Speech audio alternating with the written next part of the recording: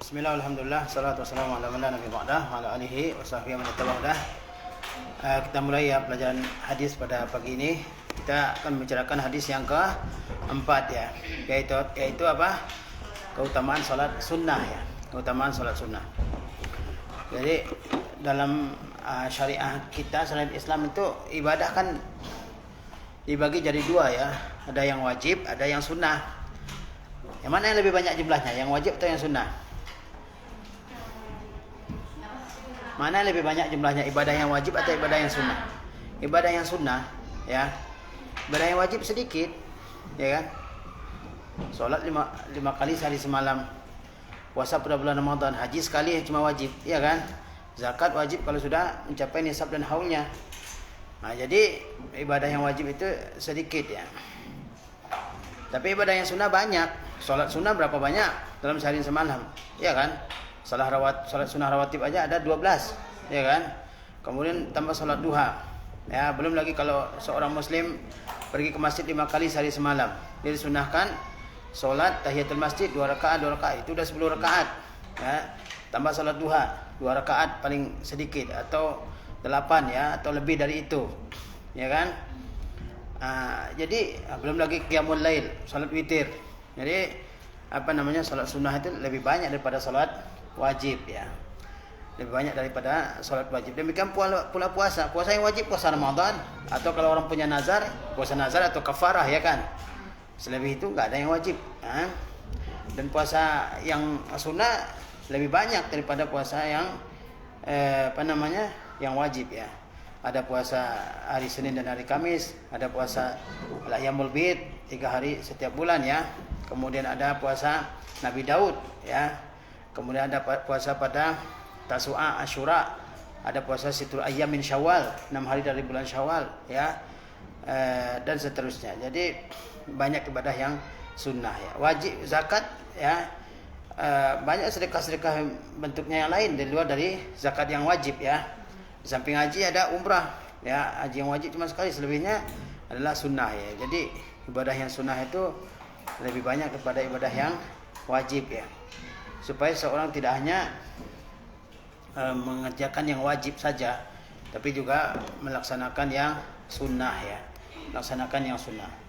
Di antara fungsi yang sunnah ini adalah untuk melengkapi kekurangan-kekurangan dalam ibadah yang wajib ya. Dalam ibadah wajib pasti ada kekurangannya. Ya, di antara cara melengkapinya, menyempurnakannya adalah mengerjakan ibadah yang sunnah ya. Dan juga menunjukkan kekuatan iman, karena setelah orang melakukan ketaatan, kemudian dia melakukan ketaatan setelahnya, itu menandakan kekuatan imannya dan menandakan juga amalnya insya Allah diterima di sisi Allah Subhanahu Wa Taala ya. Jadi di antara tanda diterimanya ketaatan itu, amal soleh itu adalah mudahnya seseorang mengerjakan amal soleh setelahnya ya. Ada orang setelah sholat wajib dia mudah sekali, dia ringan sekali badannya ini untuk mengerjakan sholat sunnah. Itu diantara tanda ibadahnya diterima oleh Allah Subhanahu Wa Taala. Nah, di sini disebutkan keutamaan sholat sunnah ya. Hadisnya adalah dari Abu Hurairah radhiyallahu anhu. Dia berkata, "Ausani Khalili sallallahu alaihi wasallam bi thalas." Ya. Kekasihku di sini maksudnya adalah Rasulullah sallallahu alaihi wasallam. Ausani telah memberikan wasiat kepadaku. Bithalas dengan 3 wasiat. Apa 3 wasiat tersebut? Siyami salasati ayyam min kulli syahr. Berpuasa 3 hari pada setiap bulan. Wa rak'ataid duha, dan 2 rakaat salat duha. Wa an utira qabla an anam, dan aku mengerjakan salat witir sebelum aku tidur. Jadi Abu Hurairah diberikan wasiat oleh Rasulullah SAW dengan 3 wasiat ini. Yaitu apa tadi? Berpuasa 3 hari pada setiap bulan, mengerjakan 2 rakaat salat duha, dan mengerjakan salat witir sebelum tidur ya. Nah, kita ambil penjelasan hadis ini dulu ya. Suatu hal yang harus kita pahami bahwa Nabi SAW itu sangat perhatian kepada para sahabat. Beliau memberikan pesan-pesan yang sangat penting ya untuk dikerjakan oleh para sahabat untuk kebaikan mereka di dunia dan di akhirat ya. Seperti dalam hadis ini ya, beliau memberikan arahan kepada sahabat yang mulia Abu Hurairah radhiyallahu taala anhu. ya mengenai ibadah yang seharusnya beliau kerjakan. Ini bukan ibadah yang wajib kan, bukan ibadah yang wajib, ya. Tapi hendaknya dikerjakan oleh seorang muslim ya. Jangan hanya mencukupkan dengan yang wajib, tapi juga mengerjakan yang sunnah setelah mengerjakan yang wajib ya. Dalam hadis ini Abu Hurairah mengatakan ausani khalili, ya, kekasihku telah memberikan wasiat kepadaku. Apa itu khalil? Al khalil as-sadiqul khalis, ya. Al khalil yaitu teman yang apa namanya, yang tulus ya, teman yang tulus. Allazi takhallalat mahabbatuhu al-qalba, yang cintanya masuk ke dalam hati. Fasarat fi khilalihi, sehingga cintanya masuk ke dalam bagian dalam hati.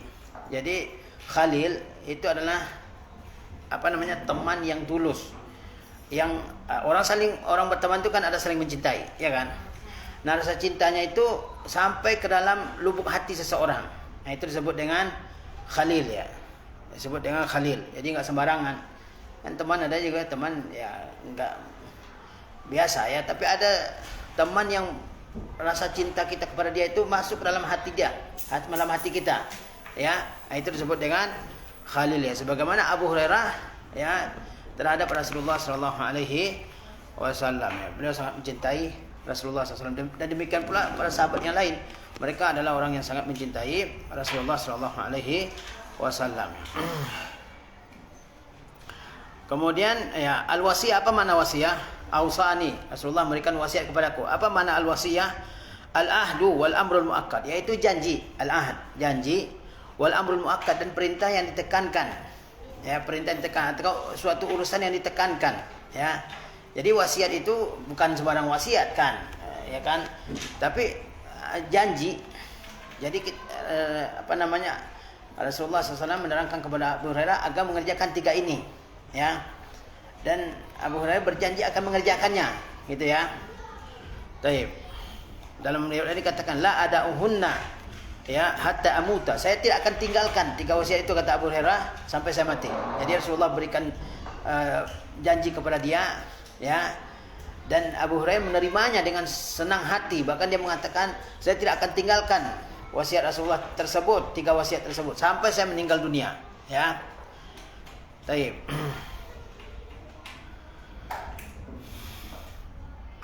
Apa wasiat Rasulullah itu? Saumi salasati ayyam min kulli syahr. Berpuasa 3 hari pada setiap bulan. Berpuasa 3 hari setiap bulan ya. Boleh di awal, di tengah, pun di akhir. Namun yang lebih baik adalah berpuasa pada apa? Al-ayyamul bid. Ya, boleh di awal bulan, atau di tengah, atau di akhir. Tapi yang lebih utama adalah pada al-ayyamul bid. Al-ayyamul bid yaitu tanggal berapa? 13, 14, 15 setiap bulan Hijriah. Setiap bulan Hijriah ya. Itu dianjurkan berpuasa. Ya. Tapi kalau seorang berpuasa di awal bulan ataupun di akhirnya, itu dia tetap dapat keutamaan. Atau dia berpuasa 1 hari atau 2 hari saja, ya, karena kondisinya, dia tetap dapat keutamaan berpuasa ya sunnah, berpuasa sunnah ya. Itu yang pertama ya, berpuasa 3 hari setiap bulan. Jangan sampai lewat 1 bulan kita enggak berpuasa sama sekali. Usahakan berpuasa ya. Dan kalau bertemu dengan waktu puasa sunnah yang lain, boleh kita niatkan 2. Misalnya al-ayyamul bid bertemu dengan hari Senin dan Kamis misalnya, itu boleh kita niatkan 2 atau 3 jenis puasa, bisa saja kan. Nah, jadi dianjurkan berpuasa 3 hari setiap bulan ya. Dikatakan yasumu fi wasati syahr wa hiya al-musamma bi ayyamil id, bi ayyamil bid. Ya, itu dianjurkan berpuasa pada 3 hari, dan yang lebih baik adalah berpuasa di pertengahan bulan ya, yang disebut dengan ayyamul bid ya. Wa hiya salisa asyar wa rabi'a asyar wal khamis asyar min kulli syahrin, yaitu tanggal berapa? 13, 14 dan 15 pada setiap bulan ya. Nah, kenapa dianjurkan puasa 3 hari setiap bulan? Satu puasa itu pahalanya minimal berapa? 10 ya. 10 kali 3 30. Kemudian 30 kali 12 300 berapa? 360 kan? Nah, jadi ya 360. 30 kali 12 360. Jadi berpuasa 3 hari itu setiap bulan itu sama artinya dengan berpuasa 1 tahun. Karena 1 tahun kan 360 kan. Jadi berpuasa 3 hari setiap bulan itu sama pahalanya dengan berpuasa 1 tahun. Sanggup nggak kita puasa 1 tahun penuh? Nggak sanggup kan. Tapi ya Allah Maha Kaya, dengan pahalanya dia lipat gandakan pahala bagi hambanya. Ya, dia puasa 3 hari setiap bulan, tapi dia dapat pahala berapa? Puasa 1 tahun sebanyak 360 hari ya. Nah, makanya usahakan jangan ditinggalkan. Ya, usahakan jangan ditinggalkan. Puasa itu enak ya. Badan juga enak, sehat, dan kalau kita berpuasa mudah untuk mengerjakan ketaatan yang lain. Cobalah kalau orang berpuasa, dia mudah untuk melaksanakan ketaatan yang lain. Dia mudah untuk sholat duha, sholat sunnah ya. Dan dia akan terjaga dari berbagai macam dosa, ya kan? Nah, kemudian wasiat yang kedua apa? Waraka'at duha, yaitu 2 rakaat sholat duha. Ini rakaat paling kecil berapa? Paling sedikit 2 rakaat ya. Paling banyak sebagian ulama mengatakan 8, sebagian ulama mengatakan enggak ada batasnya, ya. Sebagian enggak ada menyebutkan batasannya. Dan boleh dikerjakan tiap hari. Boleh dikerjakan setiap hari ya. Waktunya kapan? Yaitu kira-kira kalau hitungan sekarang tuh 15 menit setelah syuruk. Syuruk kan terbit matahari ya. Itu 15 menit setelah syuruk itu sudah boleh udah masuk waktu duha ya. Dan berakhirnya kapan? Ya 15 menit sebelum zuhur. Ya sekarang kita hitungannya pakai jam kan. Jadi waktu mulainya itu salat duha adalah 15 menit setelah syuruk. Tahu syuruk kan? Ya kan? Dan 15 menit sebelum zuhur itu waktunya. Dan lebih utama adalah apa? Ketika sudah panas ya, mendekati zuhur, itu lebih utama. Kata Rasulullah, salatul awwabin hina tarmadul fisal. Salat orang-orang yang awwab yang bertobat kepada Allah, yaitu ketika anak onta sudah kepanasan. Anak onta itu di kukunya masih lunak. Jadi kalau dia injak pasir ya itu udah panas dia. Itu kapan? Itu ketika matahari sudah panas ya, jam 11 atau mendekati jam 12. Itu dia enggak kuat sehingga dia berlindung kan. Itu tandanya zaman dulu itu. Ketika anak onta sudah kepanasan. Nah, itu waktu salat duha yang paling utama, yaitu mendekati waktu zuhur ya. Nah, jadi ini kita kerjakan ya. Batasannya ya kita mampu 2 rakaat ya, 2 rakaat atau 4 atau 6 ya. Ya karena salat sunnah siang hari dikerjakan berapa? 2 rakaat. Disebut juga salat duha ini dengan salatut tasbih. Salat apa? Salatut tasbih ya. Disebut dengan salat duha kenapa? Wahiyya salatul muadda fi waqtid duha nafilatan. Dia disebut salat duha karena dikerjakan pada waktu duha, pagi ya. Sebagai salat sunnah ya. Waktu salatid duha ba'da syuruqi syamsi qadra rumhin. Dan waktu salat duha itu adalah setelah terbitnya matahari seukuran lembing ya, yaitu berapa? Wa yuqaddaru fil mawaqitil hadisa bimiqdari rubu'i sa'ah, dan diperkirakan pada saat sekarang ini dengan ukuran waktu sekarang ini sebanyak 1/4 jam ya. Paham nih? Ini wasiat yang kedua. Kemudian yang ketiga apa? Wa an utira qabla an anam, yaitu saya mengerjakan salat witir sebelum tidur ya. Salat witir apa?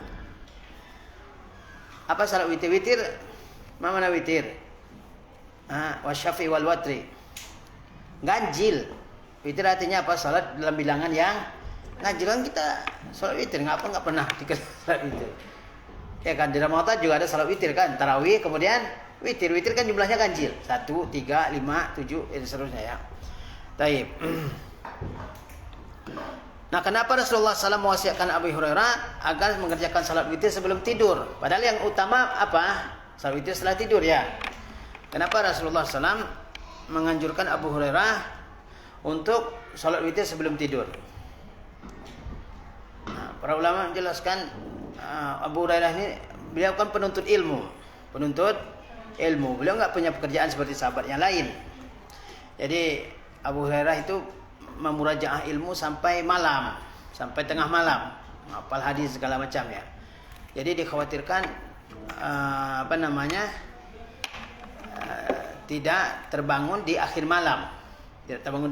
Akhirnya, karena itu dia diwasiatkan agar mengerjakan salat witir di awal malam sebelum tidur. Ya.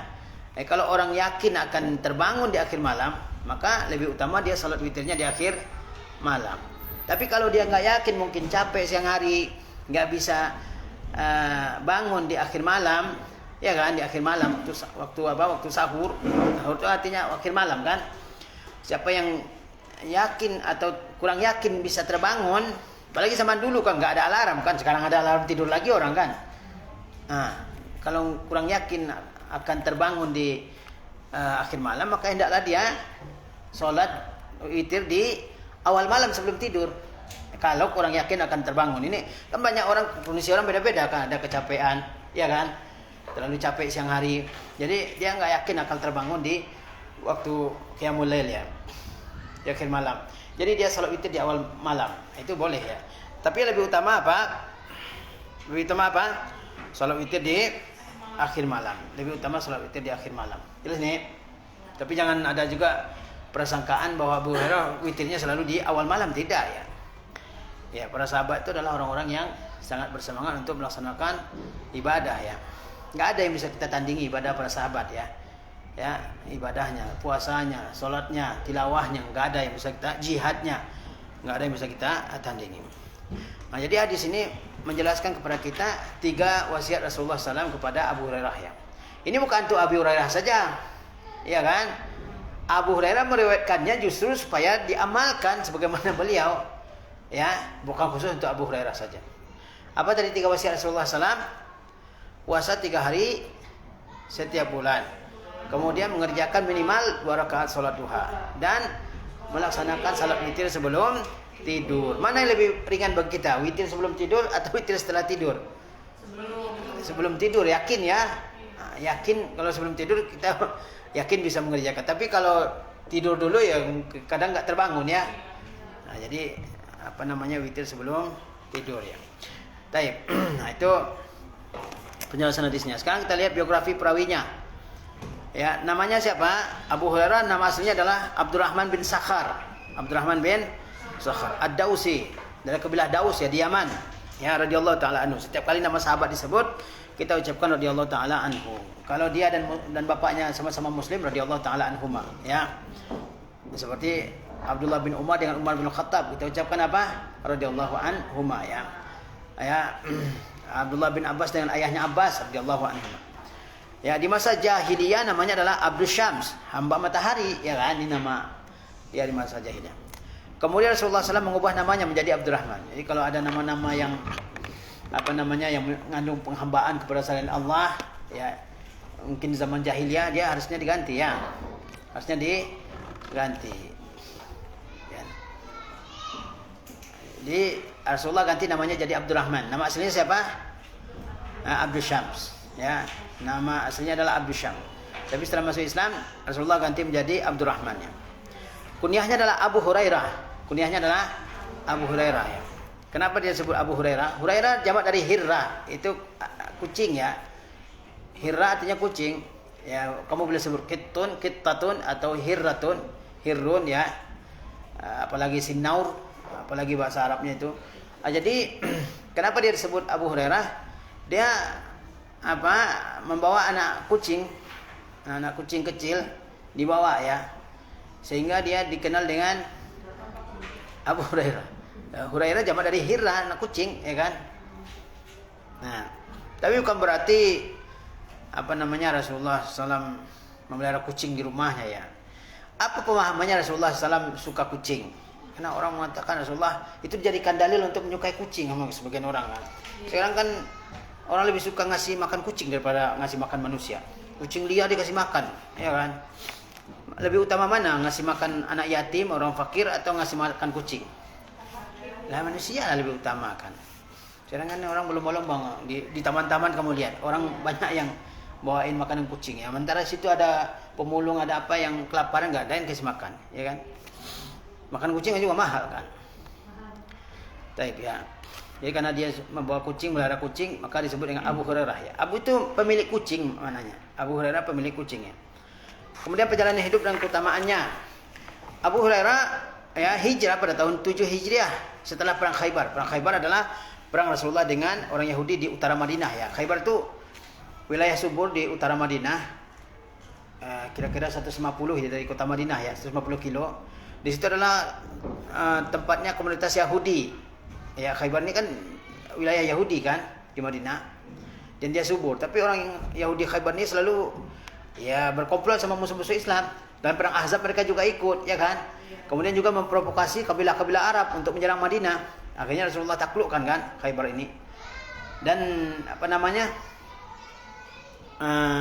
Hasilnya diambil oleh Rasulullah SAW ya. Mereka dibiarkan tinggal, tapi hasil pertaniannya ya diambil oleh Rasulullah SAW ya, sebagian besar. Ya. Jadi dia masuk Islam pada tahun 7 Hijriah setelah perang Khaybar ya. Kemudian ibunya masuk Islam lantaran dakwahnya dan doa Nabi SAW untuknya. Jadi Abu Hurairah ini ibunya didakwahi oleh dia masuk Islam kan. Kemudian suatu hari ibunya ini mengucapkan kalimat yang kurang baiklah tentang Rasulullah SAW ya. Sehingga bersedihlah Abu Hurairah. Dan dia melapor kepada Rasulullah SAW ya. Dan didoakan dan minta didoakan oleh Rasulullah SAW agar ibunya masuk Islam ya. Dan ketika dia pulang, dia dengar suara orang mandi ya, dan ibunya mengatakan, kamu tetap di tempat kamu, jangan masuk dulu. Dia mandi ya. Dia setelah itu dia masuk Islam, dan setelah itu dia buka dan dia sudah masuk Islam dengan doanya Rasulullah SAW. Dan dia termasuk dari kaum miskin muhajirin ya. Abu Hurairah ini termasuk di antara sahabat yang miskin ya. Dia berkata, demi Allah yang tiada Tuhan yang hak selain dia, sungguh aku pernah menempelkan perutku di tanah karena lapar, dan aku ganjal perutku dengan batu ya. Termasuk ini sahabat yang miskin ya, mengganjal perutnya dengan batu karena saking laparnya dan menempelkan perut ke tanah ya. Pernah nggak kita alami yang begitu? Ya, tapi luar biasa kan semangatnya untuk. Sahabat yang paling banyak meriwayatkan hadis siapa? Abu Hurairah ya. Riwayatnya 5.374 hadis. 5.374 hadis diriwayatkan oleh Abu Hurairah ya. Kenapa dia banyak meriwayatkan hadis? Dijelaskan di sini. Dia selalu mendampingi Nabi dan mengambil ilmu dari beliau. Dia bertanya tentang semua masalah agama kepada beliau. Jadi Abu Hurairah ini kenapa dia banyak meriwayatkan hadis Nabi? Karena dia selalu bersama Nabi. Kalau sahabat yang lain tidak selalu bersama Nabi, karena mereka punya kesibukan masing-masing kan. Ada yang di kebun, ada yang di peternakan, ada yang di mana lagi, di perdagangan, di pasar. Sahabat itu menjalani hidup seperti kita, bukan hanya ibadah terus, enggak juga, ya kan? Tapi datang waktu ibadah mereka ibadah, ya.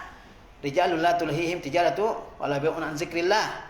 Yaitu para orang-orang yang tidak disibukkan oleh perdagangan dan jual beli dari mengingat Allah. Kalau datang waktu sholat mereka tinggalkan kesibukannya begitu, ya kan? Jadi sahabat itu enggak selalu ibadah. Jangan dikira sahabat itu di masjid aja, enggak. Mereka juga perlu uang seperti kita zaman sekarang ini. Ada sahabat itu yang punya kebun seperti orang-orang Ansar kan, punya kebun kurma. Mereka ngolah kebun siang hari. Nanti waktu sholat mereka sholat, ya kan? Malam mereka belajar sholat dengan Rasulullah atau memurajaah Al-Quran dengan keluarganya. Kemudian ada sahabat muhajirin yang keahlian mereka berdagang. Mereka berdagang, ya kan? Di pasar-pasar. Ataupun berternak, ternak onta, ternak kambing, ya. Nah, Abu Hurairah fokus menuntut ilmu. Karena itu ya dia terkenal dengan banyaknya riwayat dari Nabi SAW. Meskipun masa bergaulnya dengan Nabi tidak selama sahabat yang lain, tapi ada alasan logisnya kan, karena beliau fokus.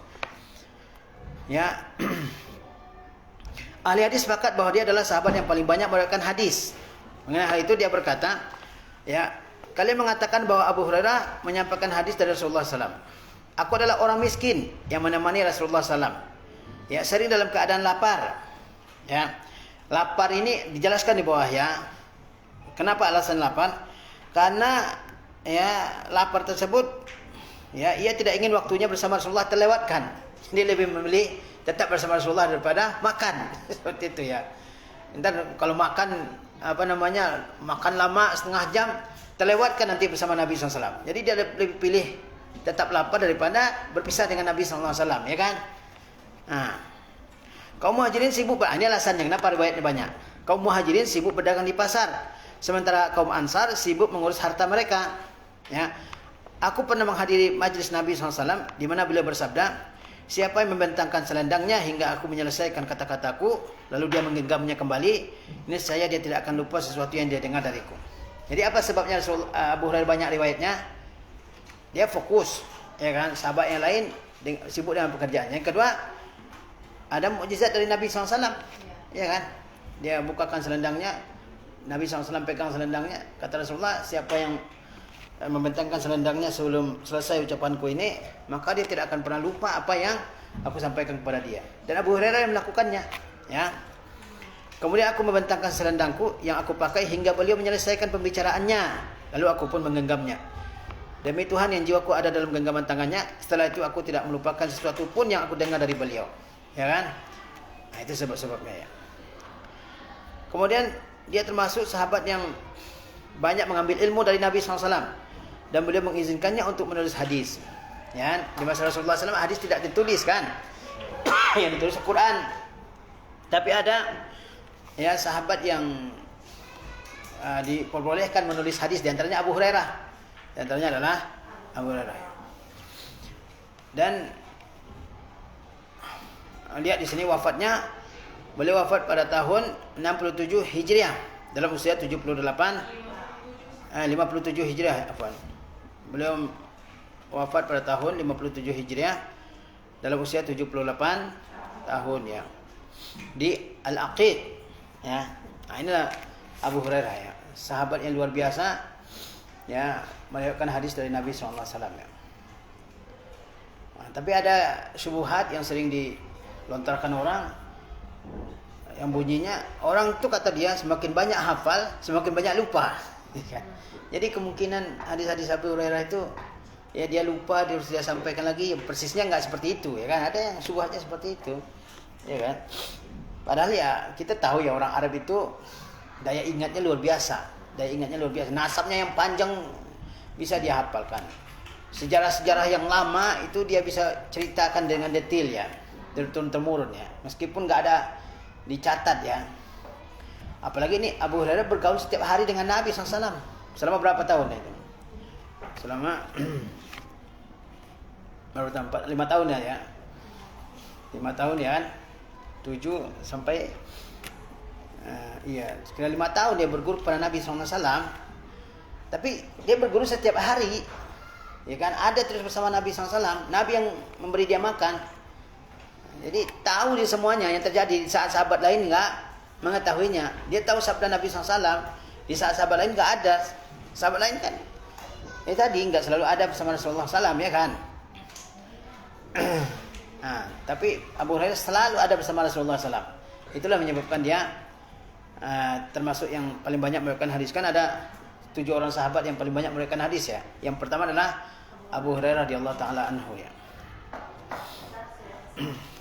Nah.